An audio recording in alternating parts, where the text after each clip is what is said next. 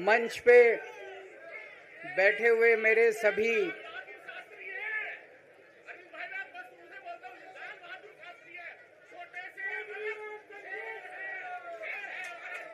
शुक्रिया।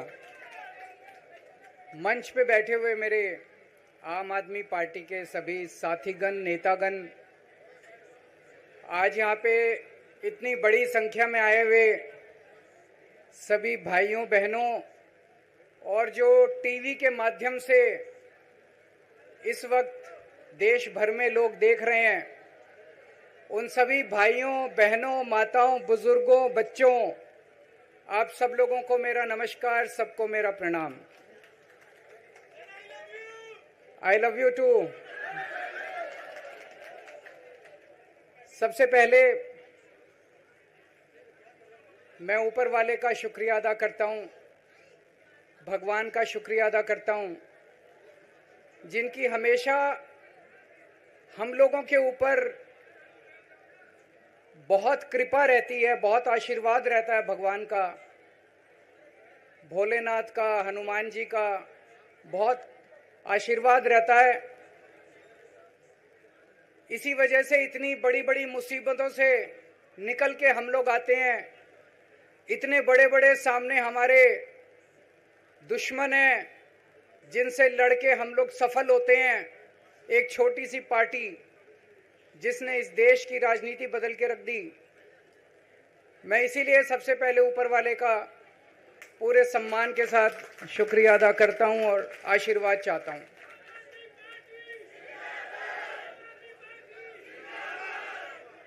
मैं उन लाखों लाखों लोगों का शुक्रिया अदा करता हूं जिन्होंने हम लोगों के लिए, जब हम लोग जेल में थे, मैं, मनीष सिसोदिया जी, संजय सिंह जी, विजय नायर जी, अभी सतिंदर जैन जी हैं, अमानतुल्लाह खान हैं, उनको वो भी जल्दी आएंगे मैं उम्मीद करता हूं। जिन जिन लोगों ने हमारे लिए दुआएं की, मन्नतें मांगी, मंदिर मस्जिद गिरजे गुरुद्वारे गए, उन सब लोगों का मैं तहे दिल से शुक्रिया अदा करता हूं।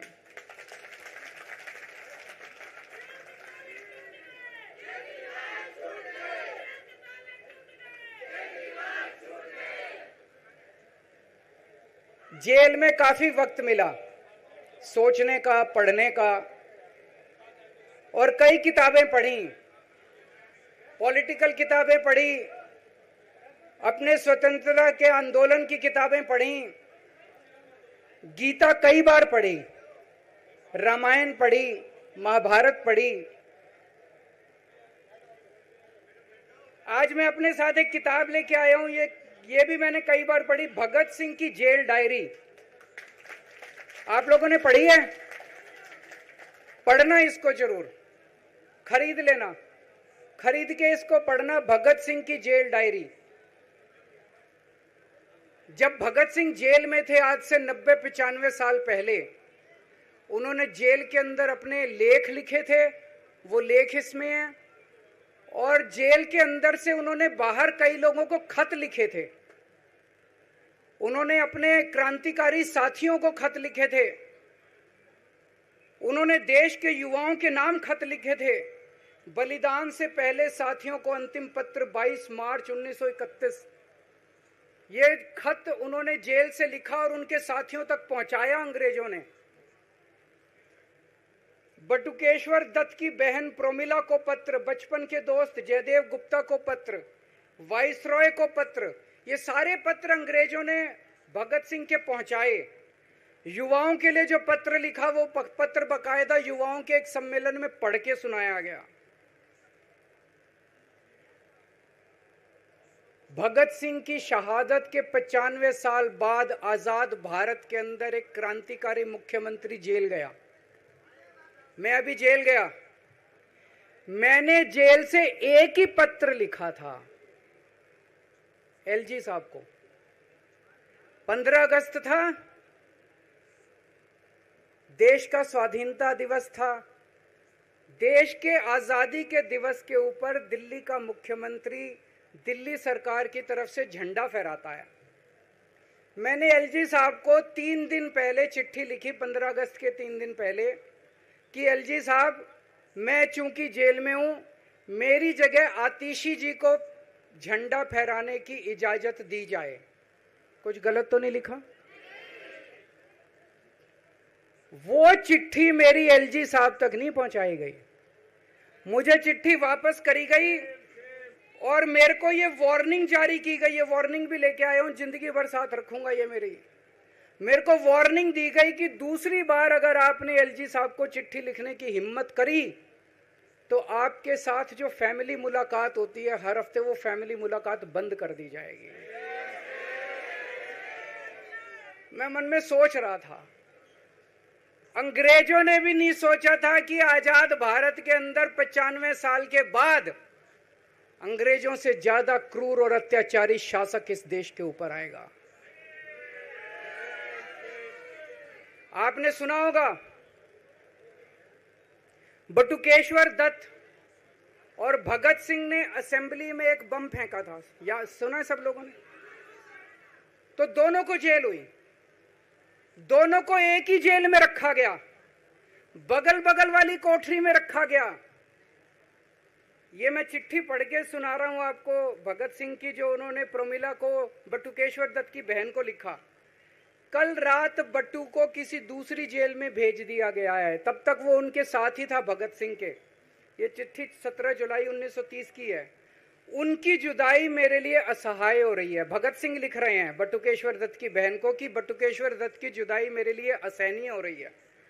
आज पहला दिन है जब मैं अपने को पूरी तरह उद्विग्न पा रहा हूं और मेरे लिए हर मिनट एक बोझ बन गया है। एक मित्र से जुदा होना सचमुच सगे भाई से भी ज्यादा प्रिय थे मेरे को बटुकेश्वर। तो दोनों साथ रहते थे। 95 साल के बाद मनीष सिसोदिया और केजरीवाल एक ही केस में जेल जाते हैं। मनीष सिसोदिया को अलग जेल में रखते हैं, मेरे को अलग जेल में रखते हैं, साथ मिलने की इजाजत नहीं दी जाती। आजादी की लड़ाई जब हुई, जवाहरलाल नेहरू जेल गए, महात्मा गांधी जेल गए, बाबा साहब अंबेडकर जेल गए, चंद्रशेखर आजाद जेल गए, अशफाकुल्ला जेल गए, कितने स्वतंत्रता सेनानी जेल गए, कई कई सालों तक जेल गए। जब वो जेल जाते थे उनसे मुलाकात के लिए उनके साथी उनसे मिलने जाया करते थे, उनके घर के लोग जाते थे, उनके रिश्तेदार उनसे मिलने जाते थे, और जब वो मिलने के लिए जाते थे वो उनसे पॉलिटिकल बातें करते थे। वो उनसे बातें करते थे कि कैसे अंग्रेजों को उखाड़ के फेंकना है, जब मिलने के लिए जेल में जाते थे। जब मैं जेल में था एक दिन संदीप पाठक मेरे से मिलने के लिए आया। मैं भी पॉलिटिकल आदमी हूं, वो भी पॉलिटिकल, हमारी पार्टी का संगठन मंत्री है। आके उसने मेरे से पॉलिटिकल बातें करी। और क्या करता, रोमांटिक बातें थोड़ी करता। तो पॉलिटिकल आदमी वो, पॉलिटिकल आदमी मैंने उससे पूछा देश में क्या चल रहा है, उसने देश की पॉलिटिकल हालत बताई। मैंने उससे पूछा पार्टी में क्या चल रहा है, उसने संदीप पाठक को ब्लैकलिस्ट कर दिया गया। उसके बाद मेरे से मिलने नहीं दिया गया। भगत सिंह जब फांसी पे चढ़े, उन्होंने सपने में भी नहीं सोचा था कि ऐसा भारत होगा। आज से 95 साल के बाद इस देश के अंदर इतनी क्रूर और अत्याचारी सरकार आएगी कि अंग्रेजों को भी पीछे छोड़ देगी। दोस्तों,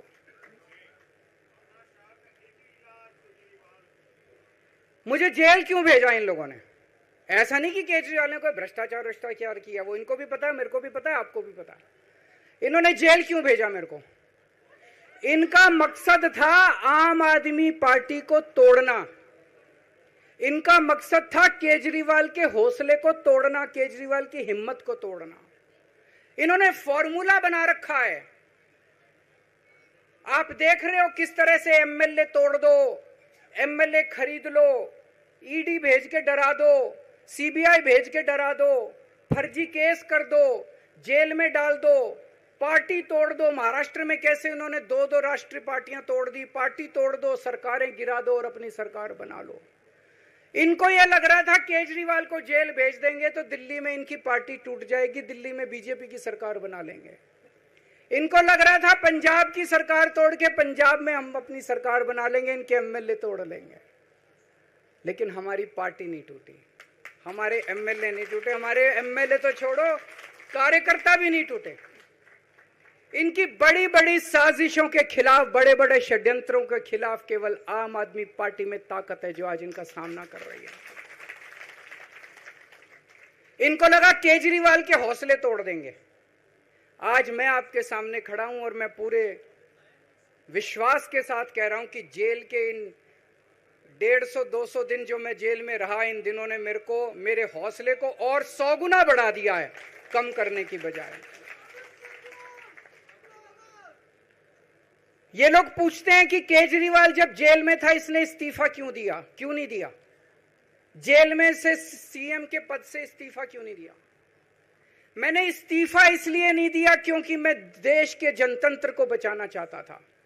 इन्हें जो इतने फॉर्मूले बना रखे हैं, एमएलए तोड़ दो, पार्टियां तोड़ दो, एमएलए खरीद लो, डरा दो, अब एक फॉर्मूला और इन्होंने नया बनाया है।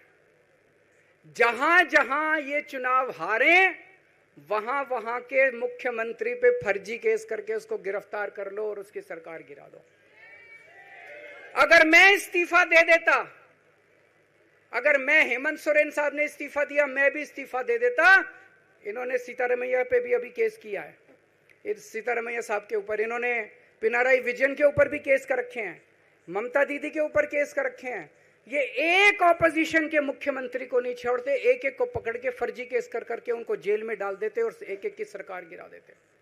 मैं जेल में गया, अभी 10 दिन पहले सुप्रीम कोर्ट की एक बेंच ने पूछा सरकार से कि जेल के अंदर से सरकार क्यों नहीं चल सकती। बड़ा आप लोगों ने अखबार में, सुप्रीम कोर्ट ने पूछा है केंद्र सरकार से कि जेल के अंदर से सरकार क्यों नहीं चल सकती, तो जेल के अंदर से सरकार साबित कर दिया हमने। अब मैं देश के सारे नॉन बीजेपी मुख्यमंत्रियों से हाथ जोड़ के विनती करना चाहता हूं, अब अगर प्रधानमंत्री जी हिम्मत करें आप पे फर्जी केस करके आपको जेल में डालें, इस्तीफा मत देना, किसी हालत में इस्तीफा मत देना, जेल से सरकार चलाना हम सबको मिलकर। ऐसा नहीं कि हम पद के लालची हैं, ऐसा नहीं कि मुख्यमंत्री पद हमारे लिए महत्वपूर्ण है, इसलिए क्योंकि हमारे लिए हमारा संविधान जरूरी है, हमारा देश जरूरी है, जनतंत्र जरूरी है, जनतंत्र को बचाना जरूरी है। इतने भारी बहुमत से जीती हुई सरकार, एक बार 70 में से 67 सीट आई, एक बार 70 में से 62 सीट आई, और आप पकड़ के जेल में डाल दोगे और कहोगे इस्तीफा दे।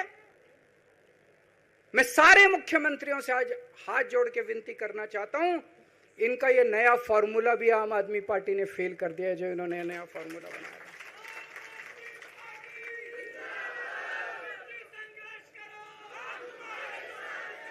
आज इनकी हर षड्यंत्र, हर साजिश से सामना करने की ताकत आम आदमी पार्टी में है। क्यों? क्योंकि हम ईमानदार हैं। दिल्ली में सरकारी स्कूल थे, गरीबों के बच्चे सरकारी स्कूल में पढ़ने जाया करते थे। सरकारी स्कूलों की हालत बहुत खराब थी, गरीबों के बच्चों का कोई भविष्य नहीं था। 16 लाख बच्चे दिल्ली के सरकारी स्कूलों में पढ़ते थे। टूटे फूटे टिन के स्कूल थे, डिब्बे थे, स्कूल क्या डिब्बे थे, कोई पढ़ाई नहीं होती थी, गरीबों के बच्चों का भविष्य खराब था। उन गरीबों के बच्चों को पिछले 10 साल के अंदर 18 लाख बच्चों को हमने सरकारी स्कूल अच्छे बना के भविष्य दिया है। हम ये कैसे कर पाए? हम ये कर पाए क्योंकि हम ईमानदार हैं। आज अगर किसी के घर में कोई बीमार हो जाए, प्राइवेट में ले जाओ, लाखों लाखों रुपए खर्च हो जाते हैं। अगर थोड़ी सी सीरियस बीमारी हो, छोटी सी बीमारी हो, 10-15 हजार रुपए कहीं नहीं गए, इन बड़े बड़े अस्पतालों में ले जाओ। दिल्ली के अंदर हर सरकारी अस्पताल को शानदार बनाया, नए नए सरकारी अस्पताल खोले, गली गली में मोहल्ला क्लिनिक खोला, लोगों की चाहे अमीर हो चाहे गरीब हो, सबका इलाज, सबकी दवाइयां, सबके टेस्ट, पूरा इलाज मुफ्त कर दिया। क्यों? क्योंकि हम ईमानदार हैं। आज दिल्ली की महिलाएं जब बस में सफर करती हैं, उनकी टिकट नहीं लगती। बाकी देश की सरकारें घाटे में चल रही हैं, दिल्ली की सरकार ये सब सुविधा देने के बावजूद फायदे में चल रही है। क्यों? क्योंकि हम ईमानदार हैं। आज दिल्ली के अंदर इतनी सुविधाएं, 24 घंटे बिजली आती है आज दिल्ली में, पहले 8-8 घंटे के पावर लगते थे। हम ये कर पाए क्योंकि हम ईमानदार हैं। आज दिल्ली के लोगों को फ्री बिजली मिल रही है। कैसे? क्योंकि हम ईमानदार हैं। आज दिल्ली में जगह जगह सीसीटीवी कैमरे लग गए, स्ट्रीट लाइट्स लग रही हैं, लोगों को तीर्थ यात्रा कराई जा रही है। इतने कच्ची कॉलोनियों के अंदर पिछले 75 साल में इतनी सड़कें और गलियां नहीं बनी जितनी पिछले 10 साल के अंदर हमने सड़कें और गलियां बना दी। 75 साल के अंदर दिल्ली में इतनी पानी की पाइपलाइन नहीं डली जितने पिछले 10 साल के अंदर पानी की पाइपलाइन डाल दी। कहां से आया पैसा? क्यों? क्योंकि हम ईमानदार हैं। ये हमारी ईमानदारी से डरते हैं, ये हमारी ईमानदारी से डरते हैं। ये बिजली फ्री नहीं कर सकते, क्यों? ये बेईमान है। ये स्कूल ठीक नहीं कर सकते, इनकी 30-30 साल से सरकारें चल रही हैं कई राज्यों के अंदर, 25-25 साल से, 15-15 साल से इनकी सरकारें चल रही हैं।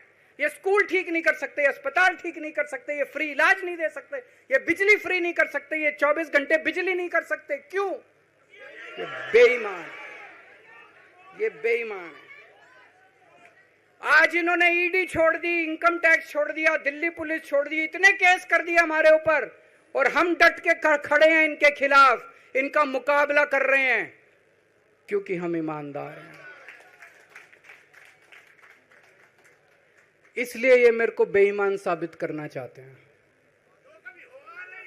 ये मेरे को बेईमान साबित करना चाहते हैं। मेरे ऊपर कीचड़ फेंक रहे हैं, मेरे ऊपर लांछन लगा रहे हैं, मुझे सुबह शाम गालियां देते हैं, लेकिन मेरे लिए बीजेपी इंपॉर्टेंट नहीं है, मेरे लिए आप लोग इंपॉर्टेंट हो। अगर देश की जनता, दिल्ली की जनता को लगता है केजरीवाल बेईमान है, मैं 1 मिनट के लिए सीएम की कुर्सी पे भी नहीं बैठूंगा। 1 मिनट के लिए मैं बैठने को तैयार नहीं।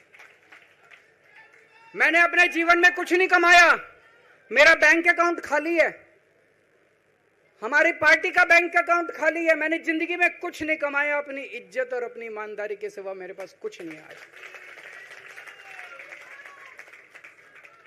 इनकम टैक्स में कमिश्नर की नौकरी करता था,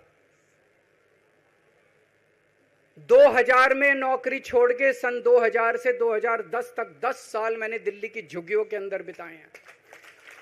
कुछ महीने दिल्ली की झुग्गियों में जाके रहा मैं, झुग्गी के अंदर, नंद नगरी, सुंदर नगरी की झुग्गियों के अंदर मैंने गली गली में खाक छानी है कि गरीब आदमी रहता कैसे, उसके घर का गुजारा कैसे चलता है।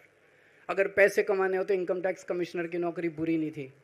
और जब मैंने नौकरी छोड़ी थी तब कोई पार्टी नहीं थी, कुछ नहीं थी। ऐसा नहीं था कि उस टाइम ये था मुख्यमंत्री बनने चला था या कोई पार्टी, कुछ नहीं था, कोई भविष्य नहीं था, केवल देश के लिए जुनून था कि देश के लिए कुछ करना है,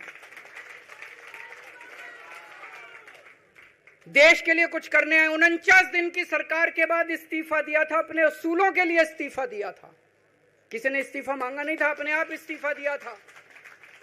आज के तारीख में, आज के जमाने में कोई अपनी चपरासी की नौकरी नहीं छोड़ता। मैंने मुख्यमंत्री की कुर्सी छोड़ी थी, अपने आप छोड़ी थी। ना पद का लालच है, ना दौलत का लालच है, केवल देश के लिए कुछ करने का जुनून है, देश के लिए कुछ करने के लिए आए हैं।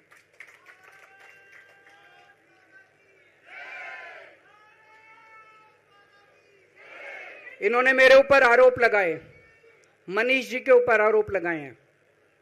इस देश का जो सबसे कठोर कानून है ईडी का कानून, पीएमएलए, जिसमें बेल भी नहीं मिलती, बेल मिलनी भी मुश्किल है, उसके अंदर हमारे ऊपर तरह तरह के इन लोगों ने आरोप लगाए हैं। कोर्ट से हमको बेल मिल गई, उसके बावजूद आज की तारीख में, आज जो स्थिति है, इससे फालतू कोर्ट और कुछ नहीं कर सकता था जितना कोर्ट ने कर दिया हमारे पक्ष में। हम कोर्ट के बहुत शुक्रगुजार हैं। कोर्ट ने हमें बेल दे दी, अभी बेल तक ही दे सकता था। अब ये केस चलेगा। मैंने वकीलों से पूछा, मैंने कहा मेरा दिल कहता है कि जब तक ये मैं कोर्ट से बरी होके ना आ जाऊं तब तक मैं सीएम की कुर्सी पे नहीं बैठूंगा। उन्होंने कहा जी ये 10 साल चलेगा केस, कोई कह रहा है 15 साल चलेगा केस, कोई कह रहा है 20 साल चलेगा केस।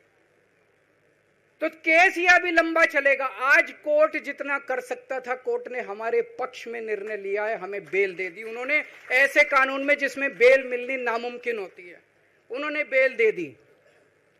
आज मैं आपकी अदालत में आया हूं, जनता की अदालत में आया हूं, आपसे पूछने के लिए आया हूं, क्या आप केजरीवाल को ईमानदार मानते हो कि गुनहगार मानते हो?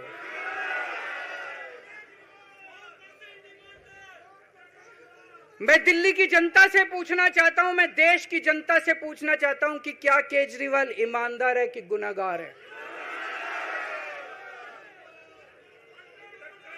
दोस्तों, 2 दिन के बाद, आज से 2 दिन के बाद मैं सीएम की कुर्सी से इस्तीफा देने जा रहा हूं।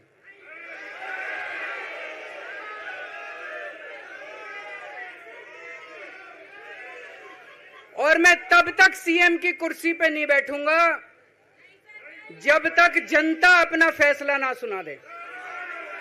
मैं जनता के बीच में जाऊंगा, गली गली में जाऊंगा, घर घर में जाऊंगा, और जब तक जनता अपना फैसला ना सुना दे कि केजरीवाल ईमानदार है, तब तक मैं सीएम की कुर्सी के ऊपर नहीं बैठूंगा।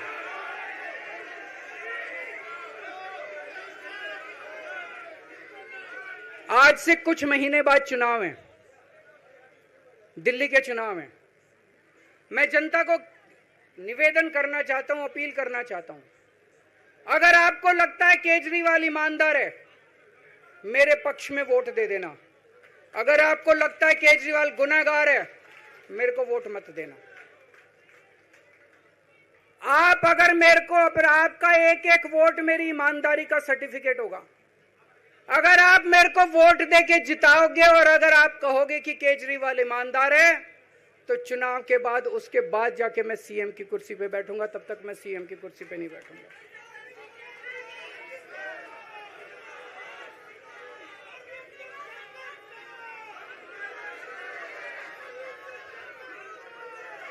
आपको लग रहा होगा अभी अभी जेल से रिहा होके आया है, ये कैसा क्यों बोल रहा है?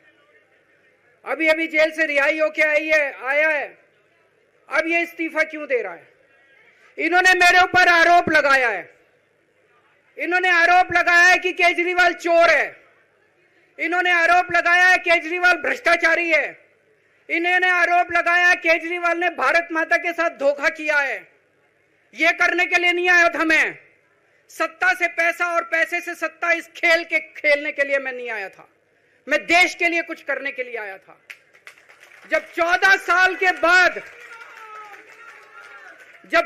साल के बाद भगवान राम वनवास से लौटे, सीता मैया को अग्नि परीक्षा देनी पड़ी थी। आज मैं जेल से आया हूं, मैं अपनी अग्नि परीक्षा देने के लिए तैयार हूं।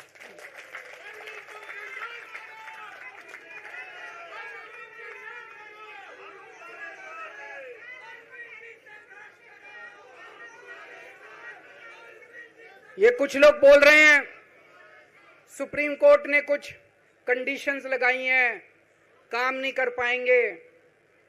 पिछले 10 साल में इन लोगों ने कंडीशन लगाने में कोई कसर छोड़ी थी? एलजी साहब ने कंडीशन लगाने में कोई कसर छोड़ी थी? केंद्र सरकार ने 1 कानून, 2 कानून, 3 कानून, कानून पे कानून डाल के मेरी पावर छीन ली, पर आपके काम बंद नहीं होने दिए मैंने। ये कंडीशन हमारे लिए कोई वो नहीं रखती, कोई हमारे लिए अड़चन पैदा नहीं करती ये कंडीशन।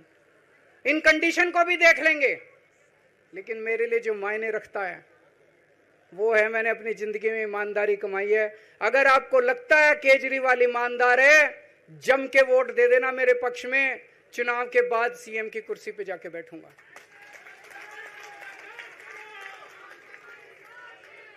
फरवरी में चुनाव है। आज इस मंच से मैं मांग करता हूं कि ये चुनाव नवंबर में कराए जाएं, महाराष्ट्र के साथ कराए जाएं, तुरंत कराए जाएं चुनाव। और जब तक आपका फैसला नहीं आएगा, तब तक मैं जिम्मेदारी नहीं संभालूंगा। और मैं, जब तक चुनाव नहीं होते, मैंने जैसे बताया 2 दिन के बाद मैं अपना इस्तीफा दूंगा। जब तक चुनाव नहीं होते, तब तक मेरी जगह आम आदमी पार्टी से कोई और मुख्यमंत्री बनेगा। अगले 2-3 दिन के अंदर विधायक दल की मीटिंग होगी और विधायक दल की मीटिंग में अगले मुख्यमंत्री के नाम का तय किया जाएगा। मैं मनीष जी से बात कर रहा था, जो पीड़ा मेरे मन में है वो पीड़ा मनीष जी के मन में भी है। इनके लिए भी वही सब कहा गया जो मेरे लिए कहा गया है।